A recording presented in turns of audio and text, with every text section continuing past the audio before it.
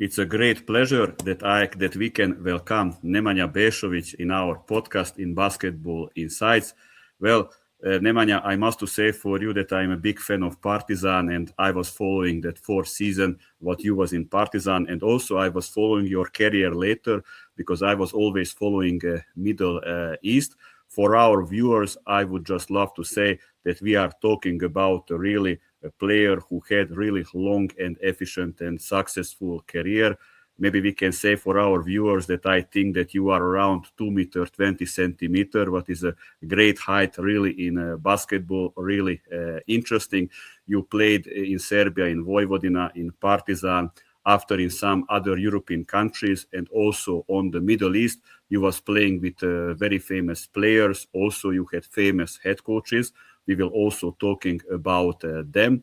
Now, first, I would love to give the word for you to say for our viewers, why was you choosing basketball? And in that time in Serbia, there were really great results with the national teams.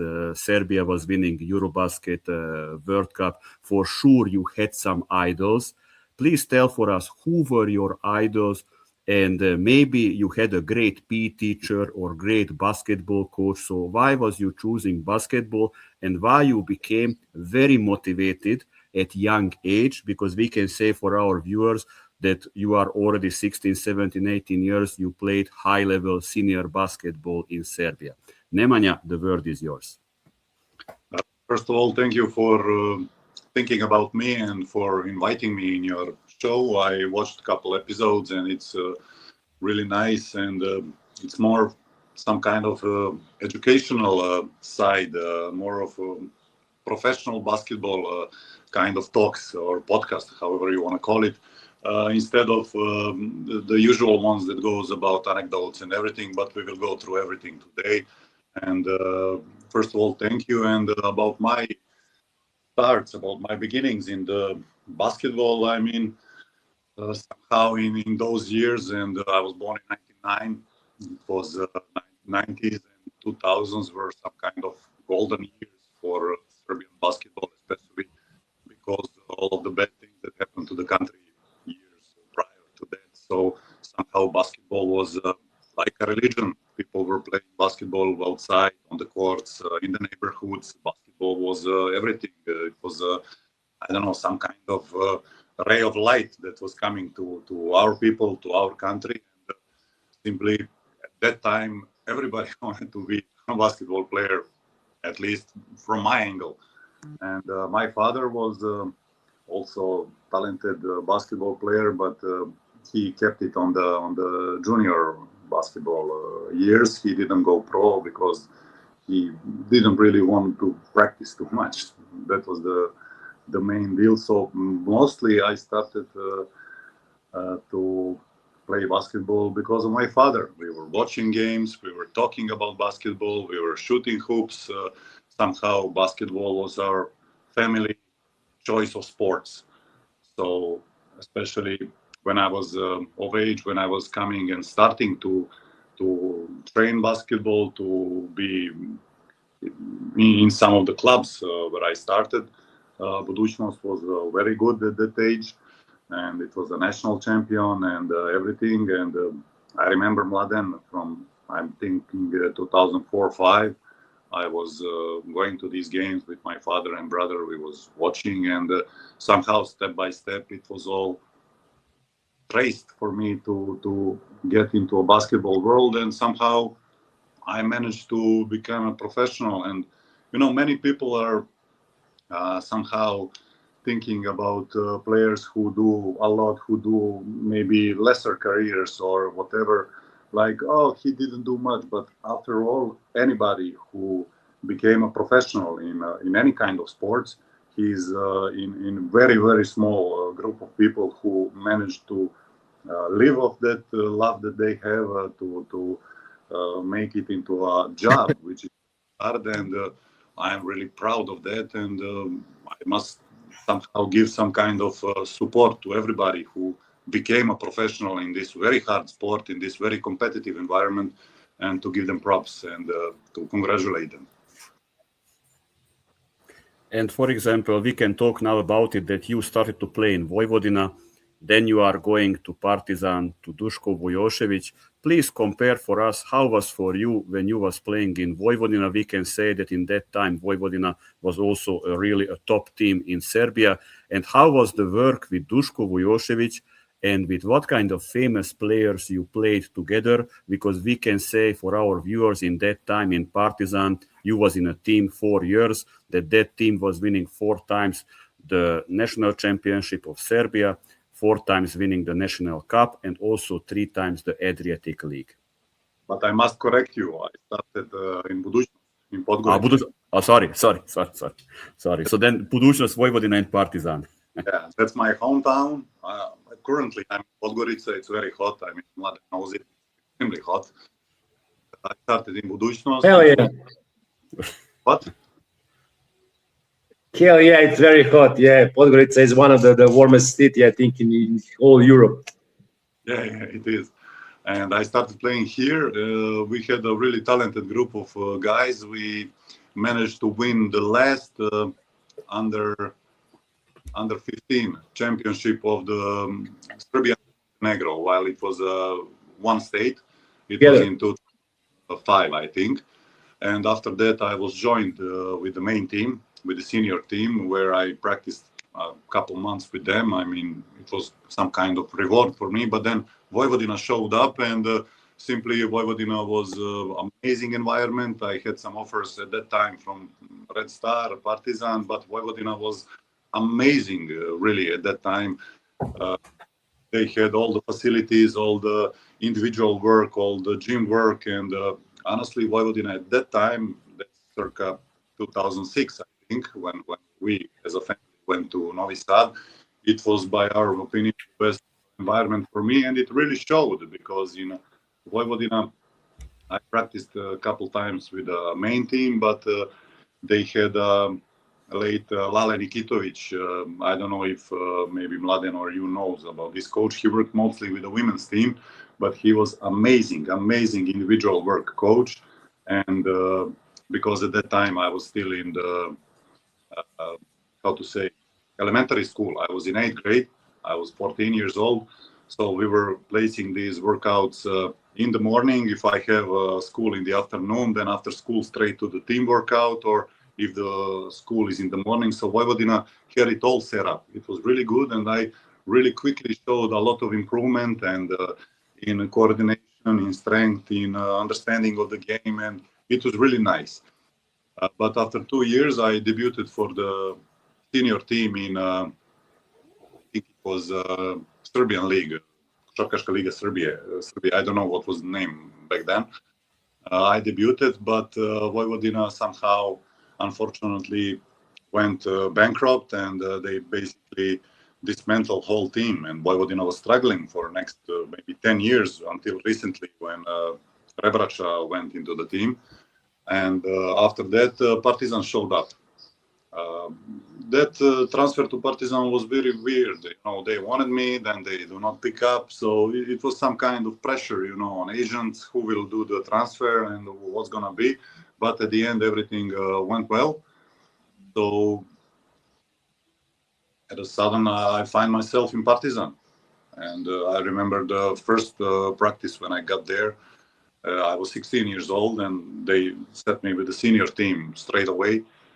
And they bring me to the locker room, and I open the door, and it's I don't know, it wasn't. I think it wasn't Kecman. It was Pera Božić. It was Žarko Rakočević. It was Stefan Lazme, Jan Veseli, Vladimir Lučić, Bogdan Riznić. It was all of these amazing Tepić, Tripković, Veličković. Not to forget them. Basically, they were the main trio of Partizan, and that was like a wonderland for me. It was really amazing. But those first months were really, really struggling, really hard, because in Partizan it was ruthless practices, especially for the young guys. To be honest, say for us, please, some drills, and how many times was the repetition on these trainings? The famous drill, 4-on-0, 4-on-1, where you have to, as a big guy, bounce the ball off the backboard, one pass, second pass without the dribble, layup, but the ball cannot touch the floor. And for me, then it's 16 years old without real physical strength or speed. And for me, who are used to under 16 or under 18 environment, this EuroLeague hardship was really, really big. And that was my first practice when I was running these drills. But I maybe caught 1 second, but the third one was already on the floor, and Vujosevic was already screaming and screaming, running, and my legs are heavy and my lungs are bursting. And, it was terrible. He threatened, "Do again, you'll do again, you'll do again." But you know, I mean, I hear him, but I cannot do it faster. It's impossible for me, you know, at that time. And we finished the drill, and somehow everybody's happy that we just finished it, that he didn't stop it before, but he was a cunning man. He just waited to the end of the drill. And when we finished, get off the court, he again. And that was terrible. I don't know. They were helping me on the side of the court after that second round. You know, that's 8 full sprints on the court without the ball bouncing. And to be honest, for senior teams, for big guy, it's not easy drill. You know, 8 times you need to be on the level of speed with the guards, which is very, very hard. But guards are always trying to cheat the big guys. You know, they try to start a little bit earlier or higher on the court, and a lot of times, you know, you cannot do it, but somehow I managed to survive this drill. And after that, to be honest, until my last career day, I had a fear of this exercise when I see that somebody's gonna do it, you know. Yes, yes. And let's say I would love to get from you some background info, for example, from my Macedonian, because we were in a coaching clinic, and Željko Obradović coming, and he was coaching Fenerbahce, and he's talking to us coaches like, "Do you know that I had a Macedonian player?" And saying, you know, Bo McCalebb with a Macedonian passport, and writing he was born in Skopje. So what we can know little about Bo McCalebb, because really was that was maybe one of the successful season ever in Partizan. What was his working ethic? Because we as players, as coaches, as fans, we were able to see a very bombastic player with fabulous speed, shot, and that he was always so positive for the team. He was, I think, the motor of that team. What we can know maybe from him, because then Partizan was not just also dominating in Serbia, also in EuroLeague was dominating and qualified for Final Four. I think Bo McCalebb arrived in Partizan on my second season. I'm not sure, but I think second season, together with Lauren Roberts, who was an amazing guy. But Bo McCalebb, when we talk about work ethic, simply in Partizan, you couldn't survive if you didn't have a work ethic. It was mostly hard for the young guys who had to be really with the love of work ethic to be there. You know, you had to be there earlier than the others to set up the court, get the balls, get the stretching mats, do everything, you know, and then do the practice with the senior team, help them, and then stay after the practice. For the seniors, they didn't have to do all of that, you know, they had a job to do, but none of them had to really like stay after the practice. When we talk about foreigners, of course, foreigners had a little bit different treatment, because after all, they're brought here to bring the quality, not to bring the training, and but they fit in somehow because they chose them like that, who can fit in the hard work environment. But Bo McCalebb was really amazing practices. And what you saw on the court in the games, you could saw on the court in the practices. Unbelievable speed, unbelievable feeling for space, and feeling for a change of rhythm, because okay, ball handling was amazing, but he didn't really make advantage against the defenders with some amazing, like Kyrie Irving or something. I mean, one of the best ever to do it, you know, but he didn't do it on that way, but with the sheer speed and feeling of the opponent, and feeling of the moment in the offense where he can attack. And he really brought a lot to Partizan in these years, because he was basically one guy transition. if you get the rebound, get him the ball, he can do transition offense, he can do fast break at his own if there's enough space. And that was really a big thing for Partizan in these years, but also many of the other guys were really following that, because when you have a point guard, and that's from my experience, who is physically ready, who is eager, because some guys are, their conditioning is amazing, but simply they do not want to do it full speed every time. Somehow they pace themselves. But this guy, he was ready to go full pace, full speed every time, and simply this guy is really pulling the team to run after him, because when he makes this fast break, everybody is following. And to be honest, when you think about it, I believe that some advanced statistics could confirm that in every offense you can save a couple seconds, and a couple seconds after a couple seconds of the offense, at the end you can have much more possessions, which is NBA advanced statistics prove that is more efficient than the old way of playing games, where you were doing set offenses maybe, or more passing, or more spacing. At the end of the game, when you combine everything, you get more shots, more chances, normal rate. Good results, but all of that couldn't be possible if we didn't have amazing rebounding guys in the defense. We had Loren Roberts, we had Žarko Rakočević, we had Jan Veseli, we had, I will forget somebody, it was a long time ago, maybe, but the box out was rock solid, and it was really, really hard to take offensive rebound against Partizan. And that also from the practices, where if you allow offensive rebound on practice, that's a sin. That's a sin. Something will happen to you if somebody gets offensive rebound to you. So basically, anything break. And let's say, the good thing is, like you said, the Bo McCalebb was kind of engine for your team. Of course, the rebound is very important, because that's the way. For example, you actually make a state point that you want to play, let's say, fast breaks and have more offenses than other team, of course. But for you as a big man, for example, when you play with that kind of fast players, is it tough, or you can find also, let's say, your position to make some baskets? Because eventually, if you get the rebound, you'll be the last guy who's coming to offense, right? So setup offense was with Dusko Vujosevic, if I remember well, that he really asked a big man to be down, to be close to the basket, right? And for your size, for example, it's kind of, I know that you for sure in the beginning struggling in practices, but after all, that's kind of normal rhythm, that's kind of normal, because you have those kind of team. And one remark, it's very important that I'm saying all the time. You mentioned so many players that your teammates, most of them were from Serbia and Montenegro, right?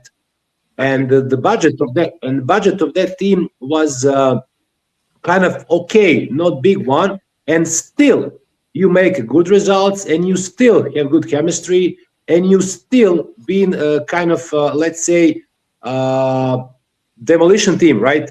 So for me, when you see now from this state, because you stop playing basketball, and of course that you are now seeing basketball from another angle, can you make or can you compare this basketball these days that Red Star and Partizan is playing with I'm calling them Ghana and Cameroon, basketball teams of Cameroon and Ghana?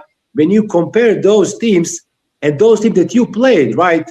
You guys, I mean, I cannot, for example, accept when somebody telling me that Serbian basketball is growing. I think it's going down, especially when you also said that you win so many championships in national teams. Can we see now how bad we are playing? When I said we, I'm from Montenegro, but I say Serbia and Montenegro for me is the same. We are now in abyss, going down in our, let's say, team effort and team results, because we don't exist now. All the foreigners make the scene, and they have the scene to do whatever they want, especially they got money. and we are spending so much money on them. Like you said, you have 2 foreigners, right? Maybe 3, Jan Veseli, whatever. And when you bring foreigners, you have a very nice, let's say, homework that you bring guy who gonna fit in your team, that you wanna play in your philosophy. And of course, those are the players that making difference in the games, right? And of course, in the practices. So I'm fully aware, and for sure, I can say that Vujosevic were coaching those players the same way like you. They didn't have discount on the practices. Like now, we can see so many players have discount in some level, and you hard practices, and you play great games. So can you tell me your opinion about that point of view, that in that way that you guys play with that kind of roster? And this one, can you just make a remark about that, please? Are we back? Yeah. Yes. There was a cutting connection. The first answer to Mladen's question about the center position, yes, of course, it was hard, but that wasn't the rule, like to run every time. If a center has a good position, if you manage to find your position, if you manage to maybe run first, or if the pass break doesn't work out, when you get your position, you will get the ball. But in my second year, I must say, we didn't have a big guy like wait. Actually, we had Alex Maric, if I'm not wrong. So Alex Maric played the best season of his life, maybe one of the best seasons in EuroLeague whoever had. That was unbelievable. And Alex Maric could, because if you take a little consideration about what kind of centers Dusko Vujosevic was most successful with, it was mostly guys who are around 210, who are very, very strong. There's a lot of space inside and can run decently. Not like crazy, but decent run. That was the perfect center for him. For the rest of us, okay, find your way. I mean, but do it. So it is hard for the center, and I believe today it's even more harder for the center position because as you can see, the center position has changed. Absolutely. Basically, you don't need any more post-up game. You need just to be able to find a solution on a mismatch that's basically left hook, right hook, or maybe some fade away and go to pick and roll. Of course, basketball is changed. Now it's make a good screen or a fake screen, go down, like it's okay in transition. They want to play more set offenses, more offenses. So that's why they kind of speed up the game. That's okay. Alex Maric played the same way that Nikola Pekovic plays. So Vujosevic like those kind of players who set a good screen or, let's say, seal your defender very close to the basket, and then score. Of course, both of them make an unbelievable impact then in the Panathinaikos after they go from Partizan. At that time, in the EuroLeague, maybe the main budgets were around 20 million euros. And in that time, Partizan was somewhere between 2 and 3 million euros. Or four, maybe I remember bad, but it's a big difference, huge difference, And for example, 3.4. If I remember well, Partizan in that moment that they really have great results. I think they have like a 2.8, 3.4 max budget. Sorry. Yes. And what this means that, for example, the star player Navarro in Barcelona, the transfer market value was bigger than the whole team of Partizan. So this was like Dusko Vujosevic's work that with that kind of team he was able to dominate in Europe. And we can say for our viewers that Partizan, for example, was beating in Pioneer Barcelona with the shot with Ketzman. So not always money is everything. We understand that today is a little harder situations are there. Just in the previous hour of episodes, we were wanted just to tell that we have talented players in Serbia. We need to give for them chance, and it's possible to make with them result, but maybe impossible to make result instantly. But we can say also in time in Partizan Belgrade that Dusko Vujosevic was not making instantly result with these players. They were coming to Partizan as a young player, and maybe just after 2, 3, or 4 years, these young players they get some main rotations. And maybe in the beginning, they were not so much playing, but maybe they were playing more in the Adriatic League, because I think, Mladen, also, I think you agree that Adriatic League is today is not what was 10 or 15 or 20 years ago, for example. It was much bigger competition, much harder competition. And for sure, today in Adriatic League, possible that top teams are playing maybe young players in the Adriatic League, and EuroLeague is different taste, but also in EuroLeague, you can give chance for these players. And what I loved in Vujosevic's system, that was that these young players were not coming in the last few minutes when the match was done, that you was winning or losing. No, they were going in the main periods. And this is how you can make a great player from a young player, that you are giving for him responsibility. And this young player is feeling that the coach is believing in him, not just this, that you are going in the last few minutes or let's start the game just with you, because after let's say, even if you are starting bad, you can't lose the game. So this was all about it, what you and Nemanja was speaking about it. Well, very important thing is to say, when you have a good, let's say, business plan, if I can say like that, it was processed, it was really processed. He was processing the players, and everybody knows their own roles in those kind of practices and the games. And he put them in the fire, so he gave them confidence and give them, let's say, wings, really to be able, supported with so many Partizan fans, and they really grow, they really live those kind of moments, and that's why they become great players, simple as that. Now we are witnesses that, for example, now Asvel has budget 58 million, and you have a player who is now coming to make difference, Silvan Francisco from Žalgiris, who is really amazing player, and the coach is Tony Parker. But now, when I, let's say, do kind of examination about all the players they're coming now, you can see they're just rotating the players from teams to teams. You don't have a new face. They're gonna make a difference. Okay, Hendrik Nunn really make huge impact and huge difference in some level, but now he also is aware how tough it is to score a basket in a Europe defense. Because in NBA, you can score easier. Why? Because you have those 3 seconds evaluation in the bucket, in the paint. So now when setup defense actually is in a great level, I can say like that, and you will see now those kind of things, what actually make difference. For example, we are all witnesses that Valencia is dominating the all Europe, and they are the team that really put a finger everybody in the head to think about it, how they actually make those kind of level. Why? They have great young, let's say, basketball selection, and they bring very talented players.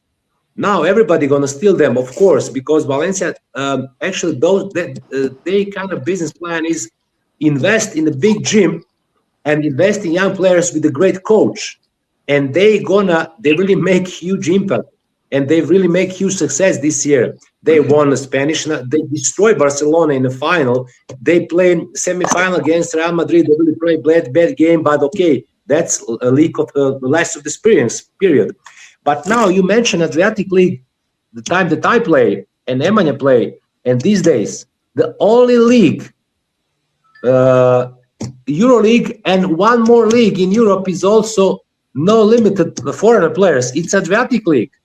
That's bullshit. I'm one small thing that I want to say. Let's say for the biggest team in Serbia, Red Star and Partizan. So many times we mentioned that I'm gonna start hate them. You're supposed to give young players the scene in Adriatic League, because if you're a champion of Adriatic League, you don't reach anything. You don't reach EuroLeague. You don't reach nothing. It's only money-wise. So why don't you give those kind of, let's say, playing time? For example, I'm gonna give perfect example. One player that I'm really so sad that I'm seeing that his career going down, Balša Koprivica. We're talking about a player who is 216, who is amazing, so talented, so great, like Darko Milicic. Balša has amazing basketball body first. He's strong. He can run the floor. He can jump. He got good, let's say, feeling for the block shots and everything. And for example, he was playing 4 years in one of the best players in Europe ever. He didn't make any kind of progress. Now he was in Başakşehir also with our player, also with a Serbian coach, and he also didn't have playing time. Question is why? Now Nemanja said also a very important thing who's making big difference is agents. I'm gonna say it publicly now, I hate those motherfuckers in some level. Why? Because they actually, they actually make or order coaches who's going to play, who's not going to play. I want to just say one question. Why Balša Koprivica didn't play in Başakşehir this year? That's for me is enigma. Why? We're talking about so talented player. And now, even though I don't understand, I like Sasha Djordjic very much. I don't know why he didn't actually stay to play with him. That's for me a very huge and very bad decision, because we're gonna lose those kind of talented players. Like we said, we have them, and now Nemanja mentioned that we can kind of have it's a big gap between, let's say now, top guys who's playing national team and the other ones. But like we said, that's a process because they didn't receive the time. I will mention also one very talented player, Tristan Vukcevic. We're talking about a player who is 7 foot, who is 215, and who is playing decent in NBA. He didn't play good in Partizan. Why? Is that because of him, or because of system, or because somebody else? And also, we need to go a little bit homework. Who is his agent? Who is the agent of Balša Koprivica? Who is the agent of, let's say, Başakşehir? You know what I'm talking about. So that's why I'm saying I don't agree with.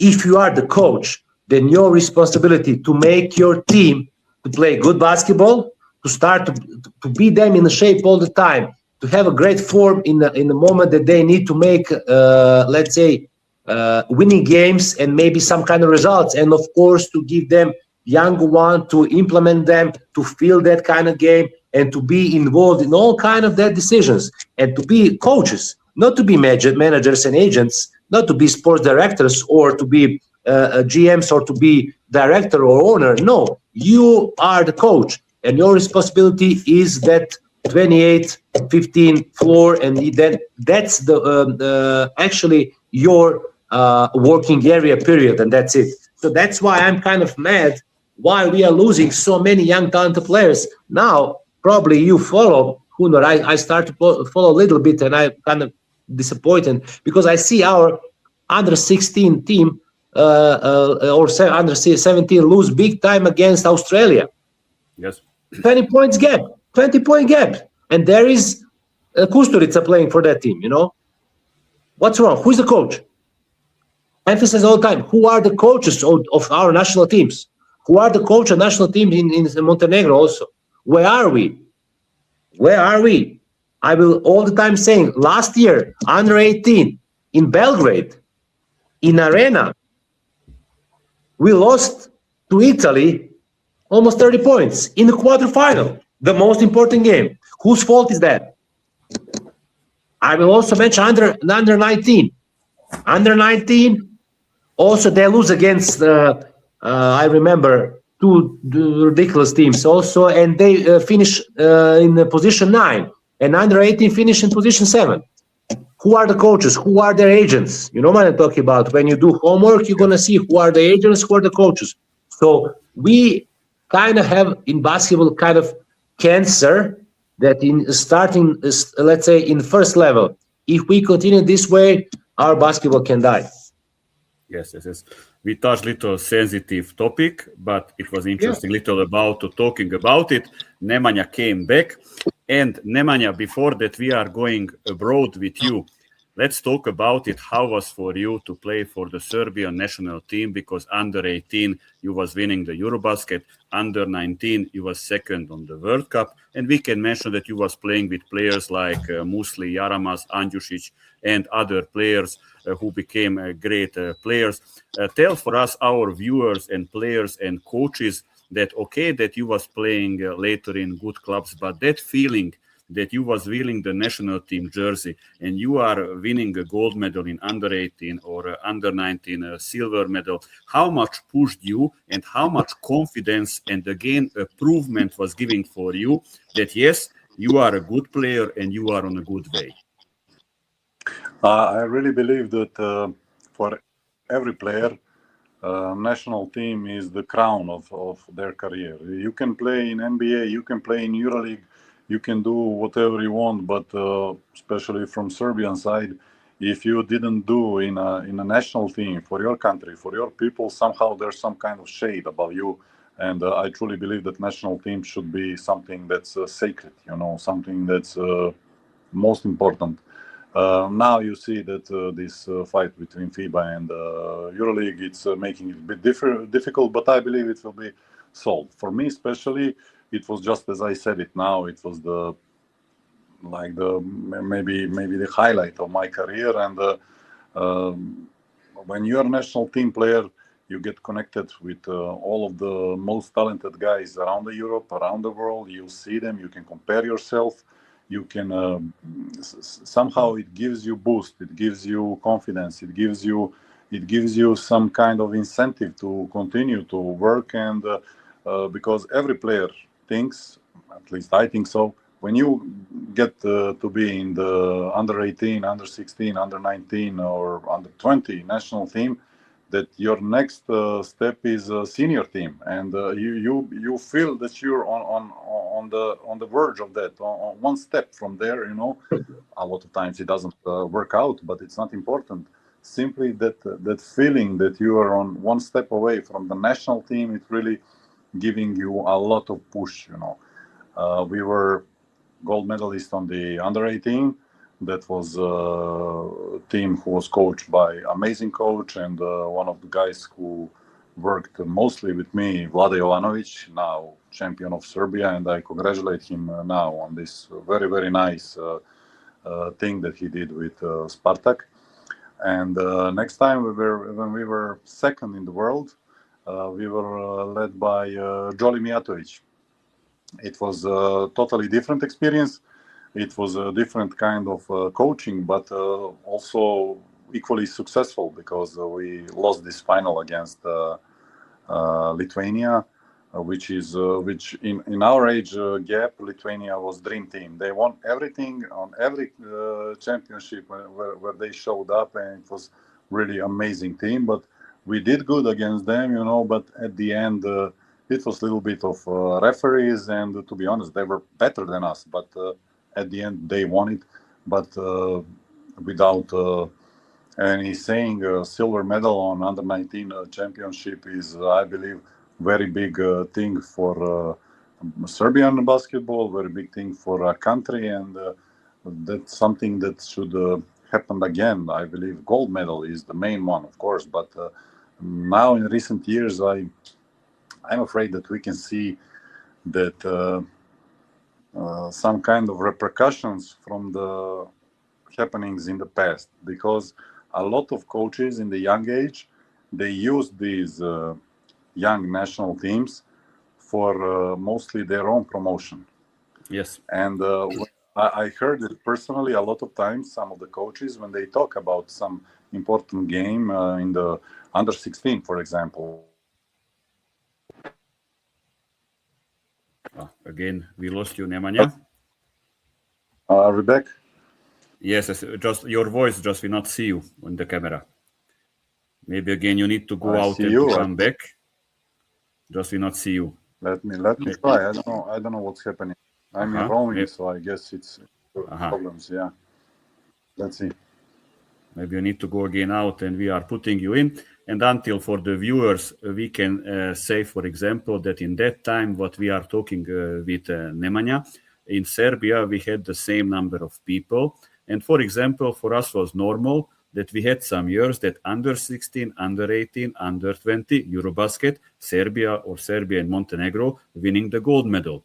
We can, of course, understand that now every country, like in football, playing better and better. And of course, let's say basketball coaching also much more developing everywhere, but still we should need to make some results and not to finish sometimes with our national teams, sometimes with 9th place, 10th place, or something is happening. Because me as a coach, I can say openly that nowadays in Serbia, I see more talents than before. I mean physically, that there are really very tall players, very fast players, but the basketball education is the question.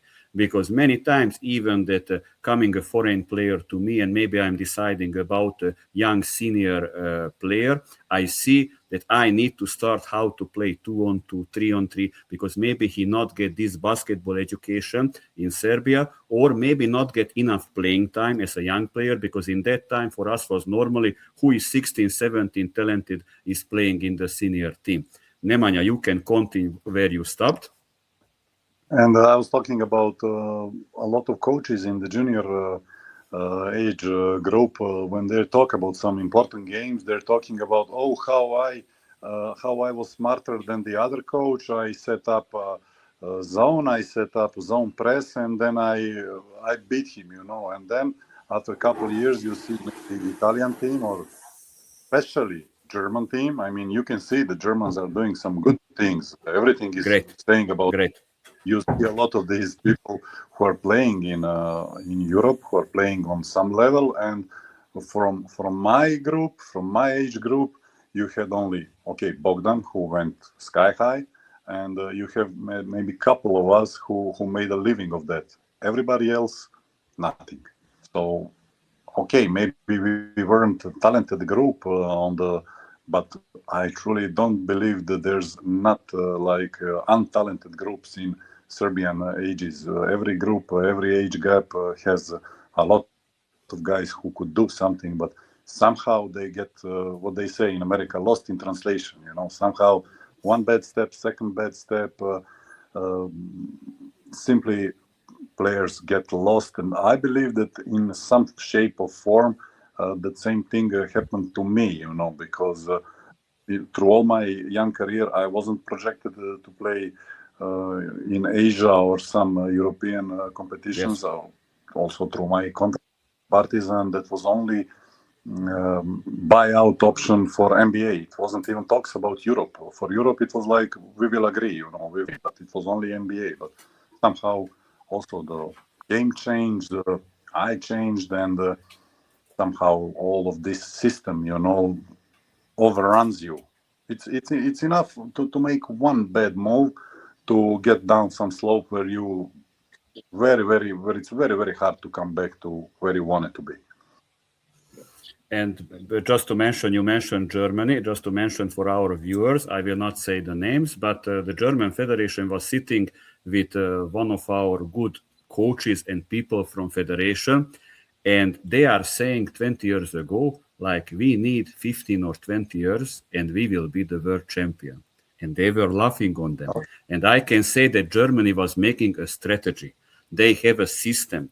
I can say that, for example, youth categories ongoing very high level in Germany, and very much interesting about it for under 16, under 18 leagues. Also, I saw they are voting who is the best coach, for example. So little like trying to promote like a senior basketball, and many kids are in the system, and also trying to bring foreign coaches, not in the senior teams, also in the youth teams, to work with very good material. So really Germany on 1 or 2 decades did a great job, because we can remember that, Pešić was winning with them the EuroBasket longer time, but after they not had some, I don't know what kind of players, showed up Nowitzki and maybe Okulaja, but after there is a big gap. Let's talk, Nemanja, now about it, that you are moving to abroad. Why happened that you moved to Charleroi, and what kind of difference you was feeling as a player that now you are playing in West Europe, whereas we can say is not the same discipline like in East Europe? Oh, well, my move from to Charleroi was because I ended my contract with Partizan. They didn't take it very nicely, so after that all year I was unable to sign anywhere, and I was changing agent to 1 second, third one.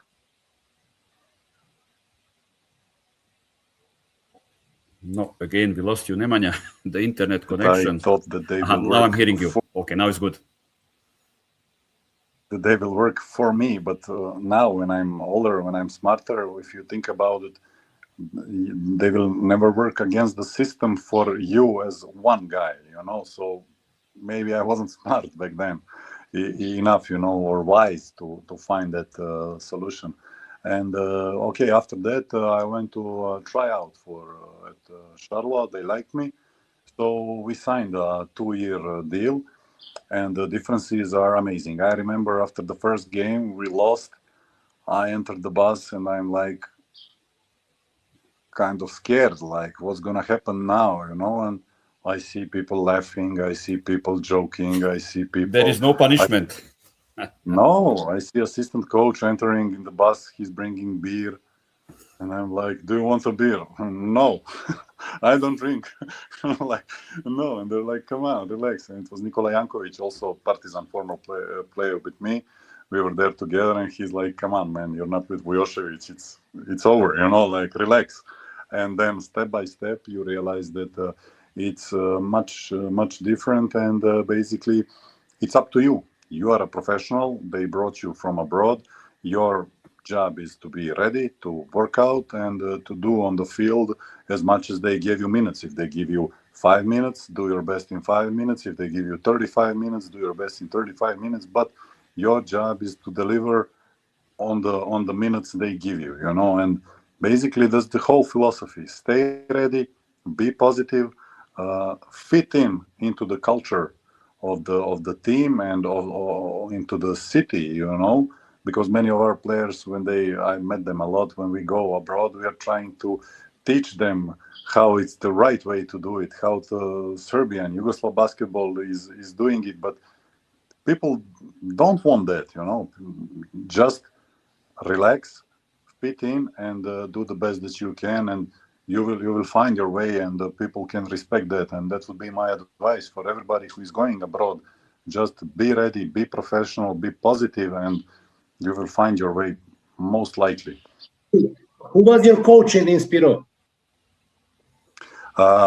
In Spiro was Giovanni Bozzi.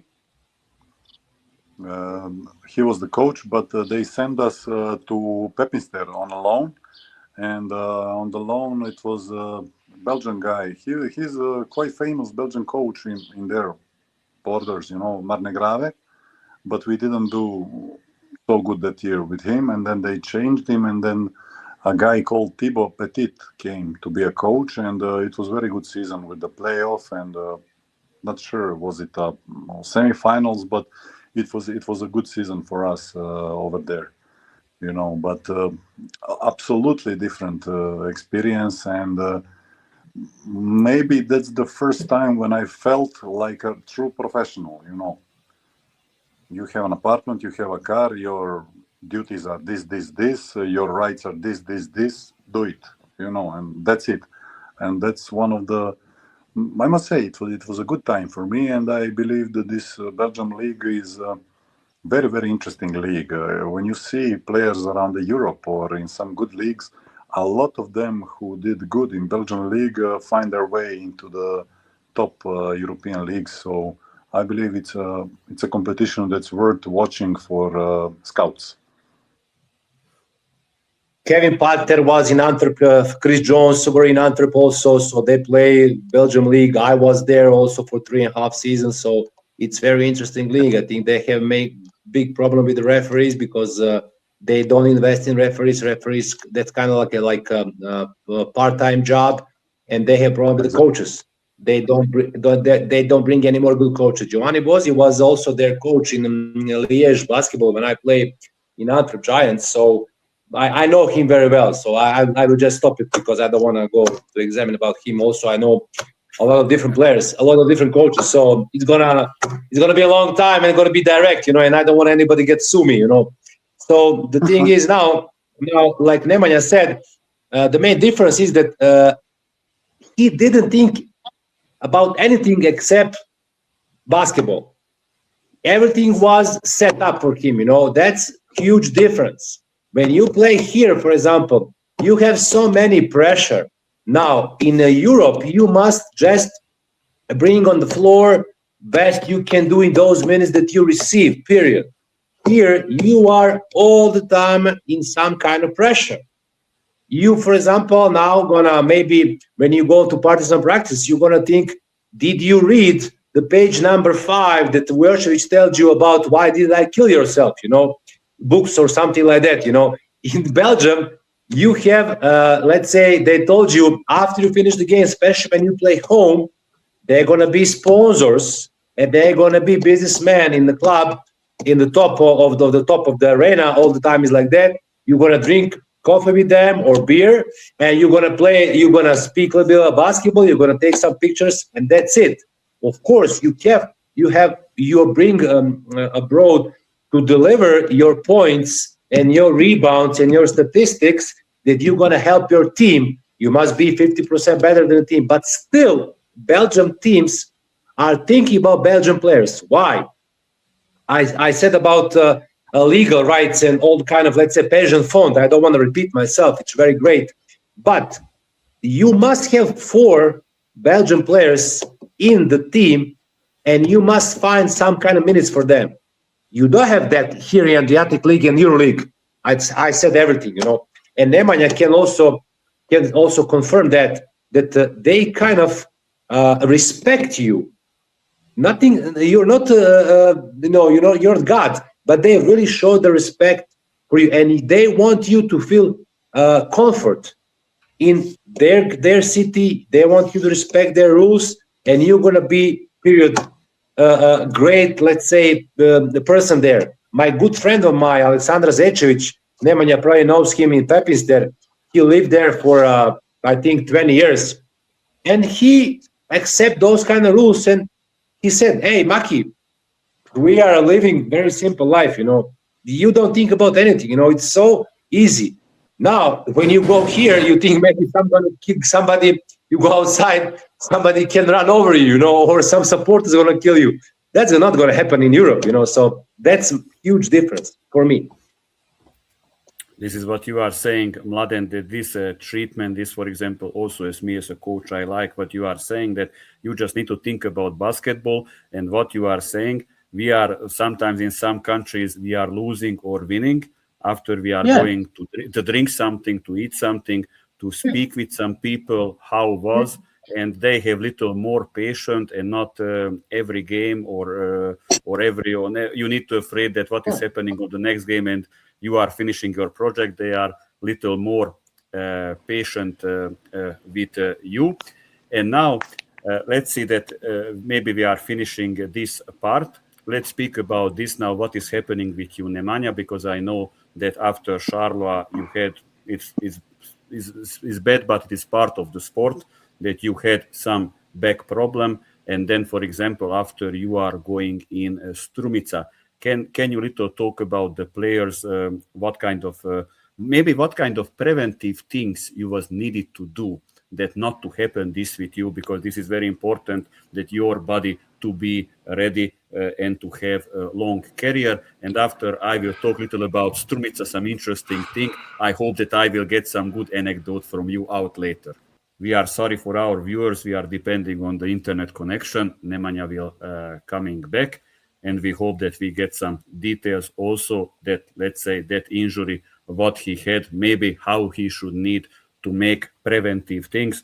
Because let's say when I have experienced pro players in my teams, I'm used for it that before the training, before the games, they are doing always something special exercises, special stretching. And always I'm saying for my young players, hey, maybe they are 28, 30 years old, but you should need also to make some preventive things if you want to have a long career, especially if we are playing big players. How was Nemanja, 2 meter, 20 centimeter, how much you have bigger body, you should need to make much more preventive things. Until we are waiting, Nemanja, Mladen, say something for us, for example, because we can say also you are not a short player. So what kind of preventive things you did that you can have, let's say, a normal career, and you are, but for sure also you was playing many times on paint, but that what you did to prepare your body more better and better for the games?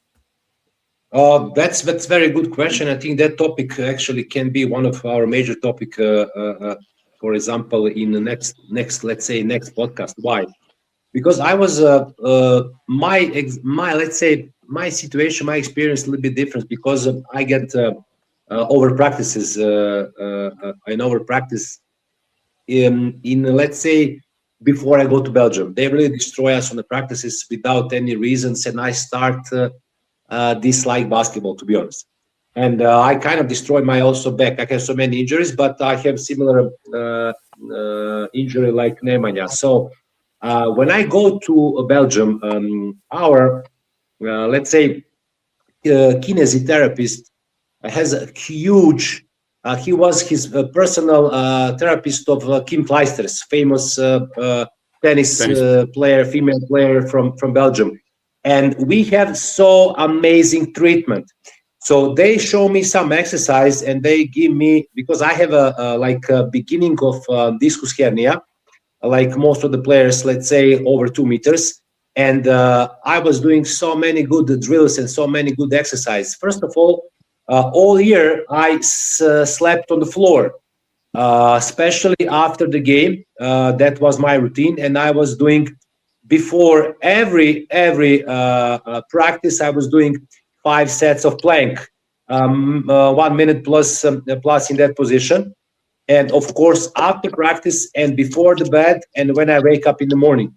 So I kind of avoid that progress of destroying my back, and I didn't go to surgery because I was kind of, let's say, on that trail to go to surgery. So they really think about it big time, and I prepare my body. All that season I was playing in Belgium, I prepare my body, and actually I have kind of resurrection of my body when I was there. Okay, I have 2 big injuries and 2 surgeries, but still I kind of stay healthy and I play great, which is the most important thing. Now, when we talk about way of practices, home and abroad, it's different level. My coach was Arik Šivek in Antwerp Giants, and I have very good experience with him, and he really kind of didn't push over us, go over the limits. He kind of knows the limits, and actually he has kind of tone to listen to our kinesiotherapist about some kind of situation, which is amazing. So we kind of last long, and we play great. We win Super Cup, we play finals against Charleroi, we destroy Charleroi a couple of times, we destroy Ostende. So they kind of, let's say, group of people really think about that. It's not one guy, for example, like Vujosevic or like Ivanovic. They are like gods. For example, when I was in Baskonia, when I talked with them, he was everybody actually asked him about everything. Come on, like I said, you're the coach. Be just coach. Don't be a doctor. Don't be strength coach. Don't be therapist. Don't be econom. Don't be outfit guy. Who are you to tell me what I'm gonna wear outside of the practice? Fuck you. If I have earrings, I have earrings. That's my style. If I have tattoo, I have tattoo. So don't try to involve your unknowledge situation or your, I don't know how to say, to be part of my life, because I don't like that. My job is to be on the top shape on the floor, period, and that's it. So Nemanja, how was with you? What kind of preventive things maybe you was needed to do when you was smarter after that happened, this injury with you? Well, about me, when we talk about my injury, that was something that was looming over me, for a couple of years, and I was complaining on some, symptoms, and all of these symptoms were solved like. You are young, you are not physically ready, take some pills, relax today, and that's it, And then when you combine that with my height, with my age at that time, with the intensity that was on the practices, year by year, it's a combination of small efforts that at the end, gets you into a really bad position. And to be honest, my injury happened after Partizan and after Belgium, but that all could be prevented if I had some serious physical work, which I believe that is the essential today for any basketball player, because basketball became very physical game, very fast game, and if you are not physically ready, you will for sure not play. Even if you have all kind of skills and everything, your time will be limited. And if something was done with me properly at that time, because I truly believe that kids should be entering weight room at the age of 13, 14, very with a lot of control, with a lot of serious people around them, but to make base when you're already 17, 18, you already have the structure, you have a core, you have tendons, you have everything ready to build on them. You cannot build on bad foundations, on weak foundations, you know. And then after this, after what happened, I also had one more year of not playing. So to be honest, when I think about my career and all these mechanical injuries that happened, you know, I wasn't injured any time because something on me was wrong. I was mostly injured in some hits on some deadlifts, like it happened on this back exercise where I got injury. You know, to be honest, I'm proud that I lasted this long with this kind of very, very bad injuries, you know. But if I have my own club, if I have had my own project to run with young players, to be honest, knees and the back would be something that would be checked maybe once in a half year or maybe once in a season. It would be really, really something that you needed to take care of. And at the other side, it's also important from the humanly side, you know, because somebody you will not play basketball forever, but this kind of injuries can be very, very bad for you in your older age, in your life. It can be very, very limiting factor. To be honest, happily for me, it's not. I'm functioning very well, but I know a lot of people who had these injuries, and they have troubles, you know, after in their life, especially in some older age. That would be something that would be really taken care of. And in my club, in my academy, if I had one, you know, that would be most important. And physical work, because let's make these guys strong, let's make them resilient, let's make them as fast as it's possible, and then we will build on that. And when you see the college and when you see American high schools, what do they do over there? They teach them essentials of the basketball and they prepare their bodies, because when they get to the NBA, they look on them like they don't know nothing and they will teach them basketball now, you know. But these guys, they are very ready and they're very structurally sound, you know, and you can build on them. And I believe also that maybe the lack of results for our young categories in Serbia, one of the reasons would be also that, because when you see our kids, a lot of times they're lacking physically behind the French, German, and some other European national teams. You are totally right. I can just say for our viewers that this season I was working in Switzerland, and I saw so many players who are physically perfect. And then I was just saying for myself, maybe we not have so much that kind of guards or centers in Serbia. Okay, different kind of level of the education, but physically they were really looking different. And let's say that, Nemanja, now you are going to Strumica. I hope that I will get some anecdote now from you, because I think that your good friend is Živčević. And I saw a video that it was how it was cold in the gym. And I hope that once maybe our guest will be one of my friends, because I'm coming from Bačka Topola, Marko Šutalo, because we can talk about then that when we were youth players in Bačka Topola in the winter time, when we are breathing on the training, then you can see your breath. And there is, we had at least cold water, but I think maybe you even not had cold water in that gym. So I would love that you are saying some conditions, what kind of conditions you had in the training in Strumica in that time.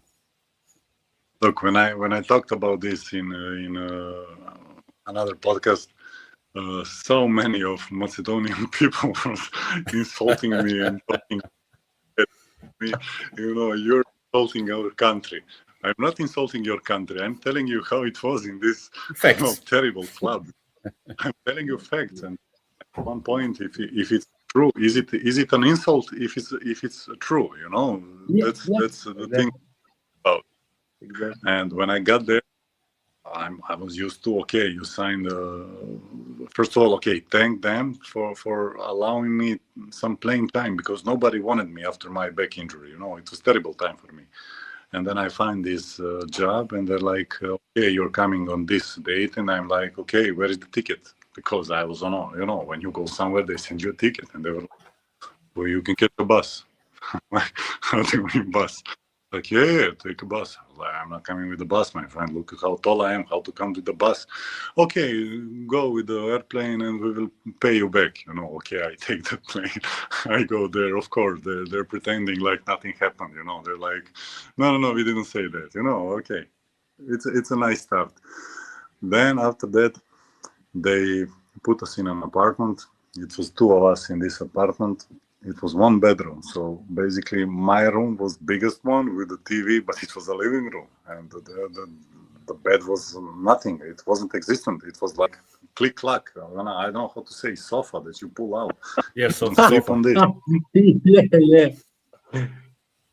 Terrible. And I was like, I'm gonna go home. This is not worth my time. This and that. And then I decided, okay, it is what it is. Let's do the most of the situation that I am, because I need to play. I need to do something with my life, And I meet some nice people in Macedonia that we were friends with, and one of them tells me, "Hey, one of my friends, he has a mattress factory. Maybe we can go there and you can buy one big sponge. Like it's not a mattress, it's just a sponge." I was like, "Let's go." And we went there.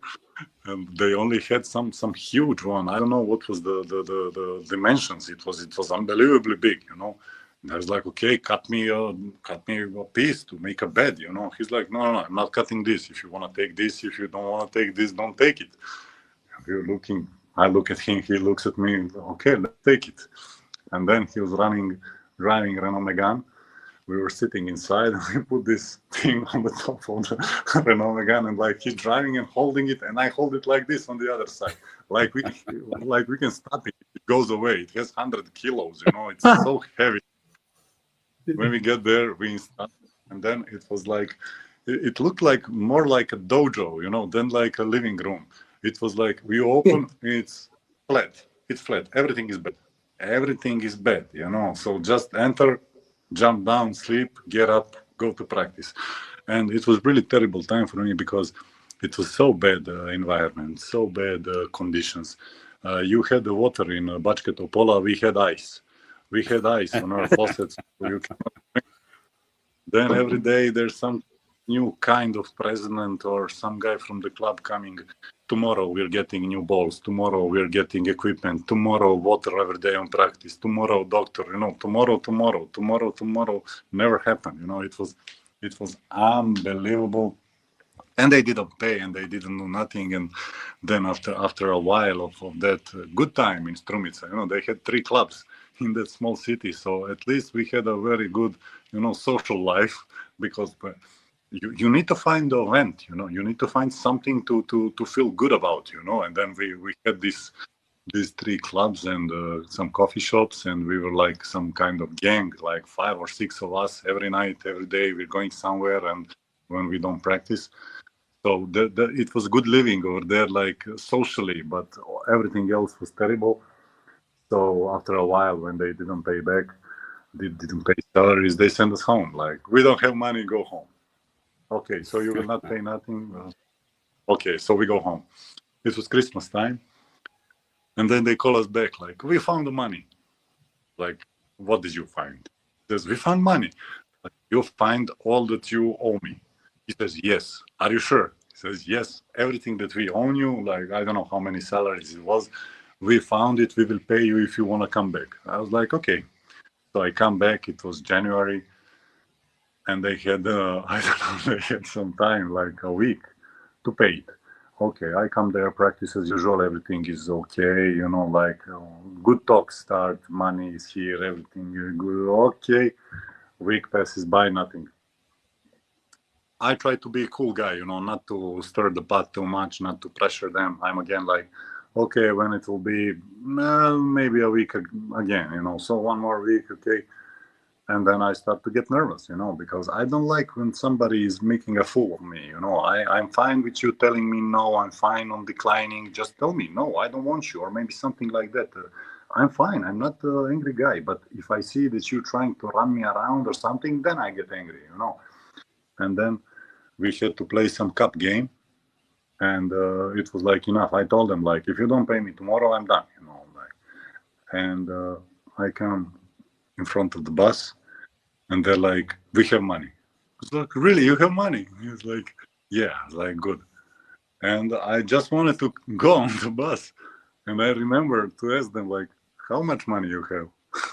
And they're like, half. Look, right? Almost a month. You brought me back from Belgrade to Macedonia. After everything, I came. I didn't pressure you. I didn't do nothing. And now you tell me a half. He's like, yeah, we give everybody a half, and now you want full. I was like, did you tell me like a month ago to come back you have full amount? He's like, yes, but everybody is getting half. Why not you? Like, I was like, look, I'm done.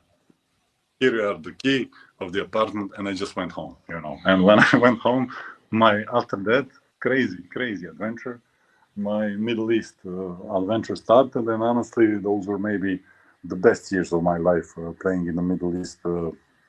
After this terrible season it wasn't a season, it was half season in Strumica. Somehow the door opened to friend Zivcevic. We had the same agent for years. This very interesting guy, Shadi Adalat, maybe some of you know him, who worked in the Middle East or he's very kind. Yeah. He was our agent for many years. Also, he was an agent of Aljoša Mitrovic. So we had a good relationship with him. He's very very funny guy, very weird guy, but he's doing his job. He finds a way. And for example, this Middle East, we had a guest, Radvan Slimane, who is a legend of that plays also for the Arabic basketball. And also he said for us that you need to be the game winner, so points are the most important. How many rebounds, assists you have, what kind of screens you are making is not so important. How was for you to transform it, to adapt for this basketball, because there you need to be, let's say, a little selfish on the court. So how was for you? Because you said that you had great time there, and I'm waiting to say everything about these clubs. But for sure, you had a little pressure that you need to make in every game some kind of amount of points, what they are expecting from you at the Middle East. Well, Middle East is very weird place, and Asia at all. It's very weird if we deduct maybe Japan, because Japan has really, really serious, And in the Middle East, people are, talking badly about it. But these places are very hard to survive, because when they bring you there, they bring you like a Michael Jordan. If you do not have skill set or means to create your own basket, you will not last too long. Either if you're a center, to be like crazy athletic guy, so that you just dunk, because they really like dunks. When you dunk, it's good, But if you do not have some skill set to create, to make your own baskets, because you do not have a really organized game, you will not survive. Luckily for me, I had skill set. I could shoot three, I could shoot two, I could do fade away, I could do hook shots, and I was active, give me the ball. So I managed to have like almost 10 years in the Middle East, good 10. But it's very hard, because when you get there, they expect you to deliver points, they expect you to deliver rebounds, and mostly if it's like 3 foreigners per team, it's mostly 3-on-3 games. It's direct duel. Every game is a duel between you and another guy, and it's a big possibility if he beats you that you will go home. So that's the bad thing of the Middle East. But when you make some name for yourself, when you establish yourself over there for maybe a season or two, then things are getting good. You need to understand first of all how these people function, because they're all some kind of relatives. They all know each other. It's very weird. So they want to feel like they're in charge. You can do whatever you want, but still, like this Arabic guy who is secretary of the club or president, he's in charge. They really like it. It's their own country. They're a very big minority in their country. In Qatar, in UAE, everywhere, it's mostly foreigners. So they like to feel in charge, and somehow, if you are a normal guy, if you're not trying to, impose something on them, you mostly find a good relationship with them. And I must say, in some way, they can be similar to us. They're passionate people. They're people who like to enjoy. They're hedonists. So you can find a good way over there if you have a skill set to score points by yourself, not to depend on guard, not to depend on, especially not to depend on them, Middle Eastern guys, because if you ask for the pass here, the ball will go on top of my house, maybe, or maybe in your legs. They will not deliver this ball on time or as it should be. So you need to do it on your own. Happily for me, first my experience was in Oman. We played this Gulf Cup, which is like a very nice competition in the Middle East. We did good with this Omani team, and after that I spent a year with Misha Dobrican, Serbian coach who was coaching Al Ahly in Qatar. Misha is in France now. He's doing, as I see, very, very good job with youth categories in France. And somehow me and Zivcevic, and we had another Serbian player with us, Luka Milojevic. Three of us, we find a good way to cooperate, to deliver on the court, and also to find a way for Misha to somehow protect us from the team, because there were situations when they're somehow not happy, and if you have a coach who is in good relationship with the management over there, it's very, very important thing, especially if he's in good relationship with you, so he can find a way to balance and protect players, but to make the management happy. Because I had some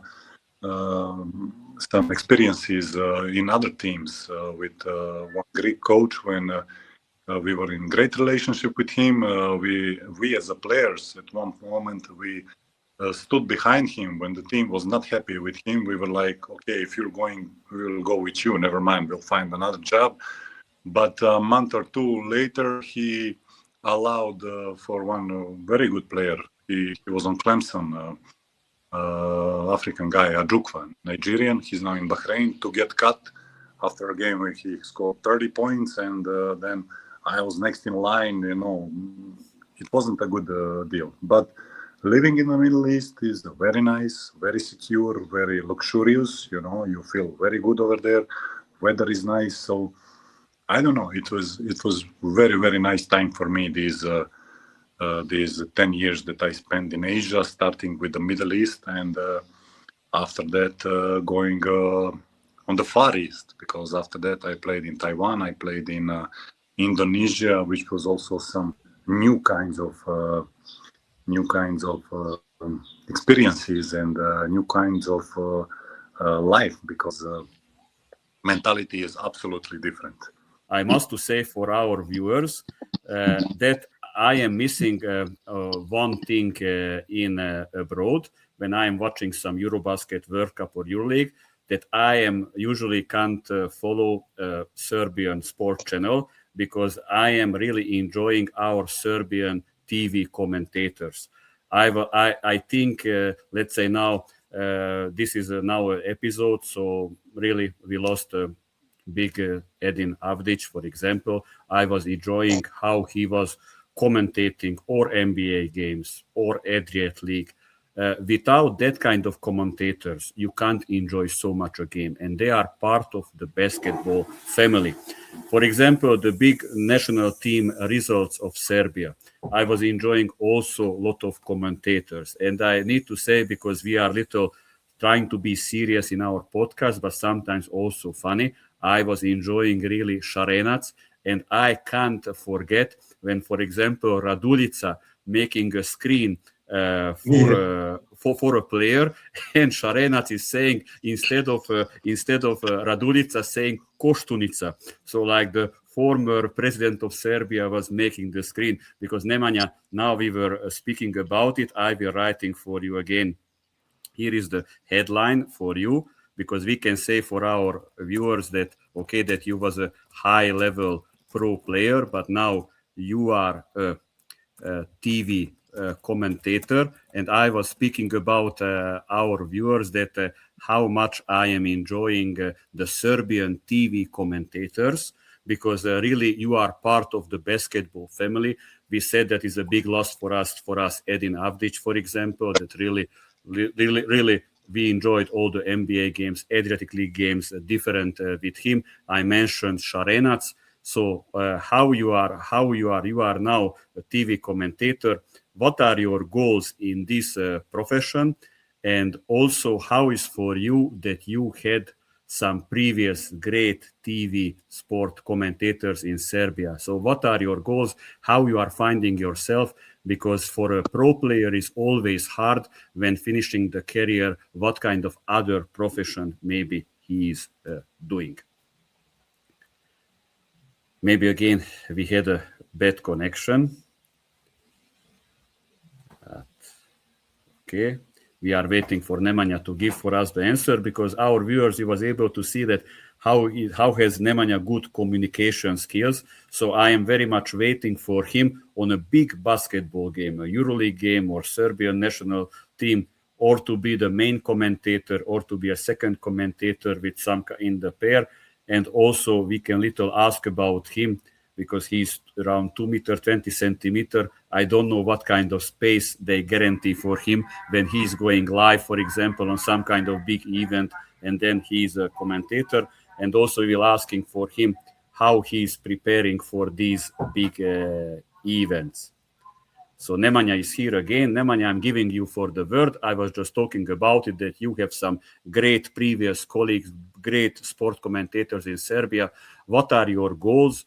Because we can say also that very hard finding pro players, what they are doing after their career to make a new profession. How is for you this, and how you are preparing, for example, for these sport events, and what kind of sports events you was commentating? Because I said for the viewers, you have great communication skills. You see, you are really smart, intelligent. I am personally very much waiting to hear you on a big basketball game. But what kind of other sport games maybe you was as a commentator, and how was hard for you in another sport discipline than basketball?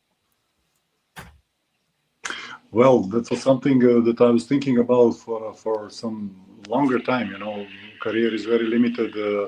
You cannot play forever. You're not a coach to be coaching forever. You know, like career. And I was thinking what to do, how to do. I don't see myself into a coaching water, like especially into team coach. I don't think.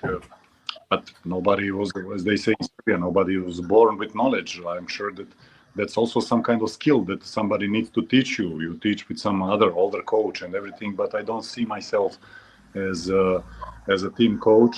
I was thinking about individual work, because I truly believe that, as we talk now, that maybe I have some guidelines how the one guy should be developing, you know, but I didn't go that way. And all of a sudden it opened a spot on Arena TV where they had their academy, and I was thinking what to do, why to do, should I do it? At first I had like some barrier for that, because a lot of young guys are going there and students, and I'm like 33 at that point. I have a child and wife, and I was like thinking maybe I'm too old for this. But then I tried it, you know, and some of my friends pushed me like, try, you don't have nothing to lose. So I went there. And when I got there, it was interesting because they know me as a player. They're like, what you doing here? I was like, let me try, let's see. And then they liked me, and step by step I passed through the academy, and now I've been an employee on the arena for a full year now. This was my first season, and at first because we started with me and some new guys. We started working at the end of the last summer. So basketball was limited. It was pre-seasons, or it was actually it was it EuroBasket last year? Yes, or never mind.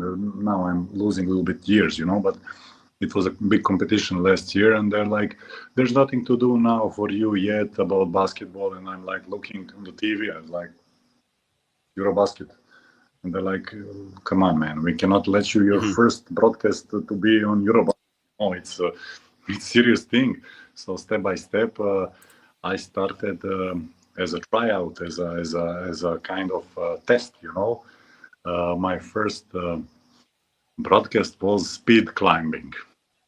And I was like, "What the hell is speed climbing?" And then a little bit I was, exploring, finding out what's going on, and then I find out it's a very, very interesting sport. And these guys who are participating into this sport, they're amazing athletes, amazing, because there's a vertical wall 15 meters tall, and it's basically a race down from the ground to top. Who's gonna touch the sensor first? And these guys they climb this wall in like 4 seconds. It's unbelievable how athletic they are, And I prepared about this. I was reading when the sport started, how it developed. It was like full investigating journalism at that point. I was investigator. So I prepared. I did this broadcast. To be honest, there was a little bit of fear at that time. Because it's really not. People are thinking it's basic job, but it's really not, because it's very responsible job, because you're talking about something in front of the people, in front of the public, and many times people who are maybe relatives or friends with talk about it, they know much better about them than you. And then if you make a mistake, it can agitate these people. So you need to find a way to be really true with your informations, and to do it the right way. So I did that. They told me it was nice, prepared it well, and then after that, I was again, talking about my superiors. Come on, give me something to do. It's like a month we don't do nothing. Give me. And he's like, "You want something to do?" Like, yes. And he's like, "I have a very good assignment for you. What, paddle?" And then it was paddle championship in Belgrade. It's famous in India, I know. Yeah, it was the biggest paddle tournament that our country had. So me, also one guy who is now great basketball commentator, he's from my class of academy. We were doing this paddle tournament, and it's live on the scene, behind the court, and like full day work, like whole day talking about. And again, investigation, the rules. What about this? What about that? Who is good? Who is not good? Luckily, we had 2 girls who are serious players. They were consultants for us, so they helped us a lot, And that was the second thing. Again, we get some thumbs up, fine. And then third thing that was maybe the hardest for me, triathlon. I did the triathlon, and it's at least in the paddle or this climbing, something happening, talk about it, and then preparation next one. Triathlon is 2 hours long or 2.5 hours long, and then you have a shot on the TV of a guy who is riding a bike for 5 minutes, and they're filming. And then you need to find a way to talk about this for 5 minutes while he's doing the same thing all over again, So there's no half quarters, there's no break, it just goes. So somehow we find, I was watching the finals of the Paris Olympics in triathlon. I was watching to see how it's done, who is important, who is this. Again, investigation, and then I done this also. It was received well, and after that I did some 3-on-3 masters. And when I did that was basically my tryouts. And since then I'm strictly on basketball, and I'm very happy how this season went, and I'm very thankful to the people from Arena who, gave me advices, taught me the job basically. And in my first season, I did German league, French league. I did ABA 1, ABA 2, Serbian league. I did basically all of the leagues in Europe that we are broadcasting, except Spanish league. I didn't do this season. I did 2 games in EuroLeague. I did Euro Cup, and like the crown of this season for me was that I was on the spot. I was in St. Petersburg for the Final Four of the Vinland Basket Cup, which is very, very, very interesting competition. And it was like big show, and singers and dancers, and they did really, really good job. And basketball is very good, especially in the top level of Russian teams. It's still on a good level. So basically that was some kind of reward for me from my superiors for the work I done this season. And now I'm on vacation because seasons are over. So next year we will see where I will be, but it's a very interesting job for me, and I found something that I'm going to work where I don't have bad feelings. So I go there happy, I feel good over there. It's something that I like to do, and I believe it's one kind of job that can lead me personally to different ways, to analytics, to scouting, to broadcasting, I believe that's something that I could maybe do in the future, all together with this job that I really like. I was just telling again that we are really apologizing. We are depending on the internet connection, but I think it's a great episode. I'm enjoying very much how this became practically, and I will have slowly my last question for Nemanja. After Mladen, also you can, if you have something, because for me, very interesting thing what was when Nemanja touched that point that players from the age 13, 14 should need to go to fitness gym. We can say with Mladen that we were learning in the faculty that yes, in this age, we can say on control, but we can say details that with your weight body, with very small weights, you can also already start. And also important to make how saying a mentality or that you are using for it, how you are working in a fitness gym. And then when you need to work with bigger weights, then already, and this is very important. And when Nemanja is coming back, we will ask that to finish what he started.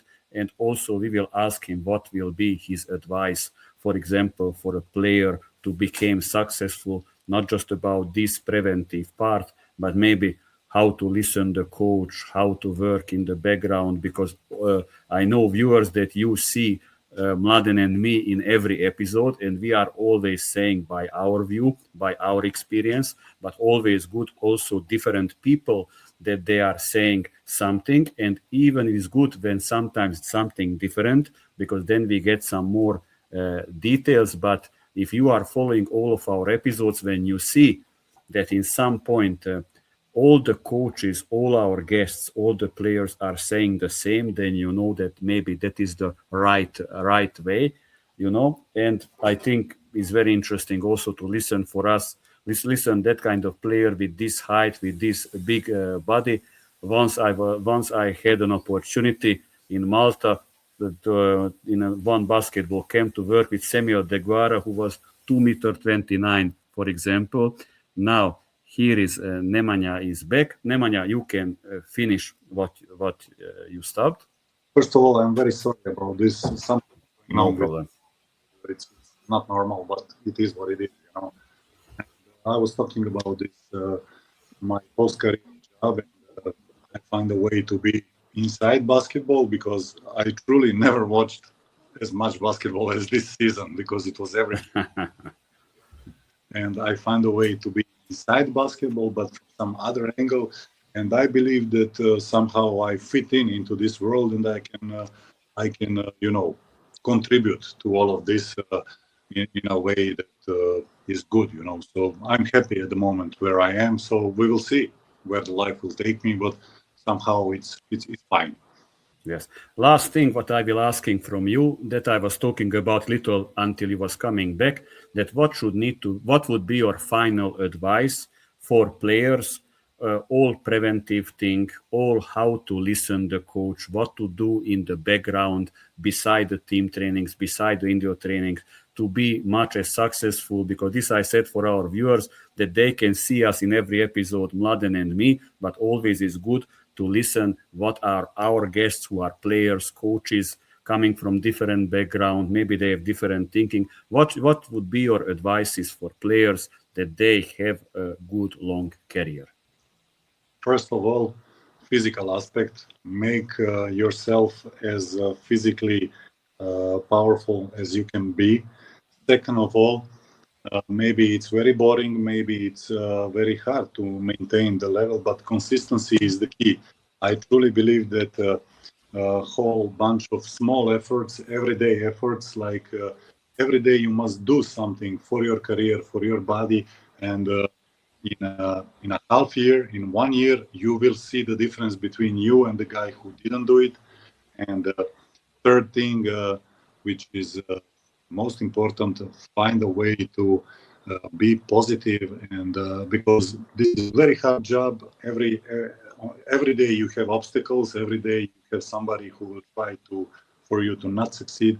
Find a way to stay positive and not to go to these negative thoughts and to these ways where you're like, oh, he did this to me, he did that to me.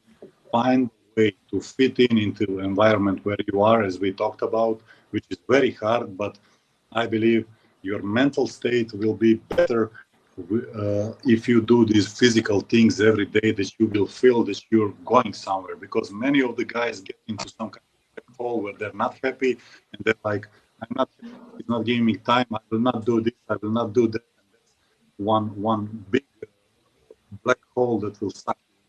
So physicality, effort, and positivity, I believe that find a way to make something out of your career, but also players must be realistic with themselves. Give yourself a confidence, give yourself, some ceilings, but also be realistic. Do not listen to your good friend, to your girlfriend that you're better than everybody. Be realistic, and little by little you will find a way, you will get somewhere, because this is a professional world. Not everybody can be Bogdan or Jokic. Find your way, make your living, and enjoy this. Mladen, do you want something to add, maybe at the end? No, I think it was we really kind of learned a lot of things about, let's say, different level of basketballs and, let's say, different continents. I think quite an experience, especially with Nemanja and Radovijn, who really shared with us great stories from far away, let's say, like this. We must emphasize that everybody play basketball right now. Let's say the team or the national team or single person will win if they invest in themselves 100%. Give all you have, because the whole world is big library. You can learn good things and the bad things, and you will have, I can say, you can define your destiny, which way you're gonna go, because every day it's some kind of process. Every day you're gonna learn something new. Like me and you start this show, we kind of expect to start with, let's say, slowly, like we done, but we really think about that, and we really bring the guest. They can really say some good things about their experience, their advices, and the ways they, let's say, treat some problems during the careers. And I think this way we're gonna help in the same time players, young players, coaches, young coaches who want to start. And now Nemanja shared also with us his experience as a sports commentator, which is very important, that we have people who really understand the sports that they're actually leading as the hosts. So also, let's say, now in the new guest that we're gonna bring, also we're gonna share some more very important topics that they're gonna make easier way to adjust newcomers in basketball, coaches, GMs, young players, young coaches, pro players. Maybe they're going to learn something new, from our experience. And I think that's the basic of this podcast that we are leading. So I say big thanks to Nemanja. It was a pleasure. For sure, we're going to meet personally, and share maybe some new stories off the record, of course, and also maybe on the record. So it's going to be fun. Thank you very much for your time that you was our guest. We are wishing for you all the best. And how I said, we can't wait you in many basketball games, big basketball games, to feel your positivity, how you are smart, intelligent, and how you understand the game. Because I'm telling for you, by my side as a coach, you are thinking very good. You was talking that kind of things when you was analyzing you how, as a player, how you should need to be, or coaches, what you did with you, that many coaches who I know, they not know this, believe me. So maybe we lost a good coach in basketball, but maybe we get a good sport commentator. So all the best for everybody, and bye-bye. Thank you very much. Thank you very much. Bye-bye. Have a nice day, everybody. Ciao, ciao.